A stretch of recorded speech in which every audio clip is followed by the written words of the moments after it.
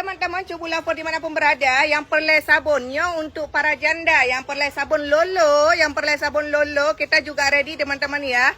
Tengah malam, sijuk-sijuk, tengah mana biar Hana buat ni ya, sabun Lolo. Kita menyediakan sabun Lolo. Untuk yang duda-duda nak sabun body ya, yang perlu berbentuk nak kutang juga tersedia sayangku ya. Nya putra yang cubunnya sabun. Ya, kita publik cubun mekat sabun yang Hana mekat legop. Jadi Hana payah hiru-hiruan. Yang minat bisa langsung di order. Pewarna segala macam, nah warna putih. Nah warna boh gadung rakan metuah yang dirahmati Allah. Ya, jadi buat teman-teman yang minat bisa langsung di order. Harga super duper murah. Hai. Lo yang ka sold out teman-teman ya. Lo yang ka sold out. Udang hina 15 minit nyo tinggal sabun Lolo ya. Sabun Lolo yang tidak ada di orang ada di kita.